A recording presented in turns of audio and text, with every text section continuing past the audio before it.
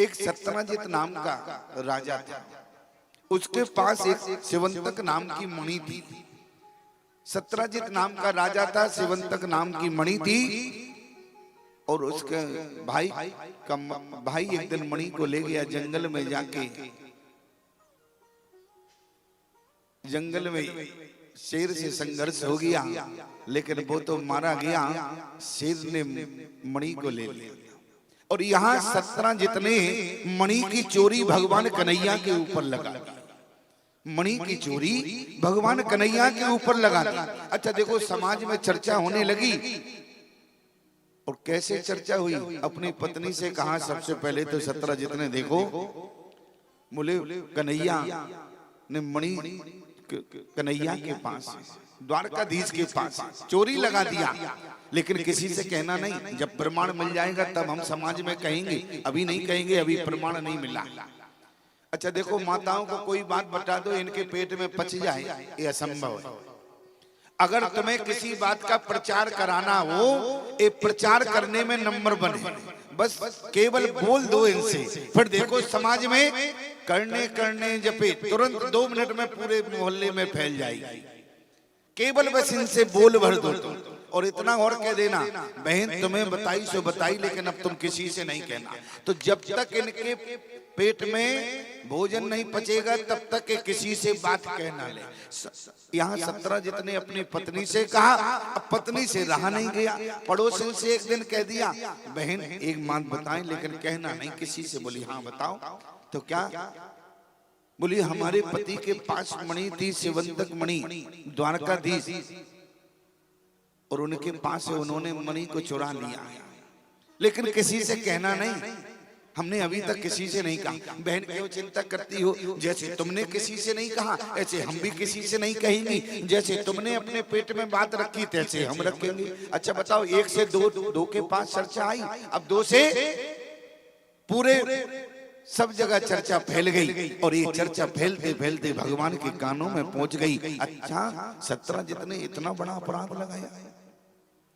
भगवान मणि की खोज में निकले, और जैसे मणि की खोज में निकले, तलाश में निकले, गुफा में मणि को खोजते खोजते प्रवेश कर गए। और वहां भगवान का युद्ध बोले जामवंत जी से हुआ।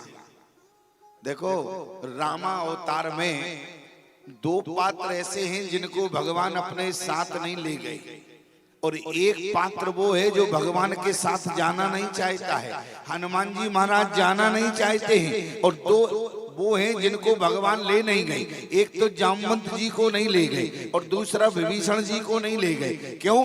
क्योंकि विभीषण के मन में राज करने की कामना थी। और जामवंत जी को क्यों नहीं ले गए? क्योंकि जामवंत जी ने राम राज्य के बाद कहा, प्रभु आपका रावण का युद्ध तो हुआ, लेकिन रावण के दल में मुझे कोई ऐसा नहीं मिला जिससे मुझे युद्ध में तृप्ति हो पाई हो।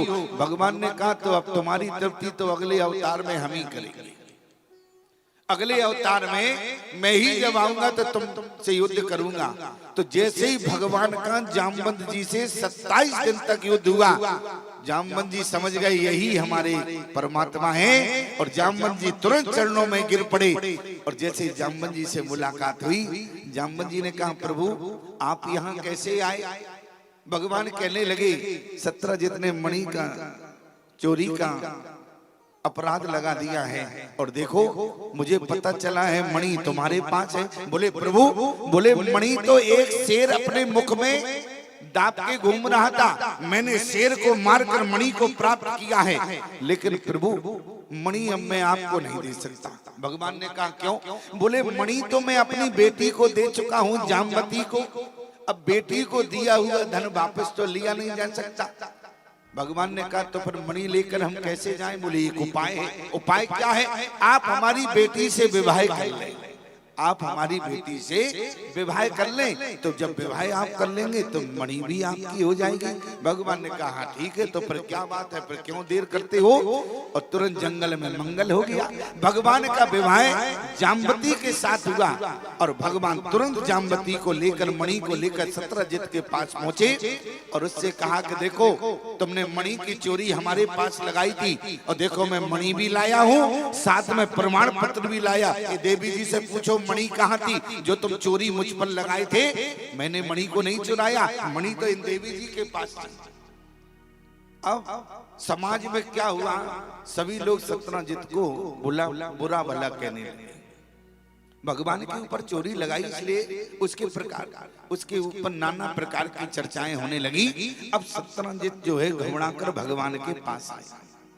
भगवान के पास आकर बोले प्रभु अब आप ही बचाओ। बोले क्या हो गया? बोले जब से मणि की चोरी मैंने आपके ऊपर लगाई, समाज में पता नहीं लोग हमारे बारे में क्या क्या कहते हैं, अब आप ही समाधान करें। भगवान ने कहा हम क्या कर सकते हैं? बोले एक उपाय है। उपाय क्या है? बोले हमारी बेटी है सत्यभामा, आप सत्यभामा से विवाह कर लें, रिश्ते में हम आपके ससुर बन जाएंगे। जब ससुर बन जाएंगे तो कौन हमारे बारे में क्या कहेगा? भगवान ने कहा ऐसी बात है तो फिर कर दो विवाह, फिर क्या दिक्कत की बात। तो भगवान का तीसरा विवाह सत्यभामा के साथ हुआ।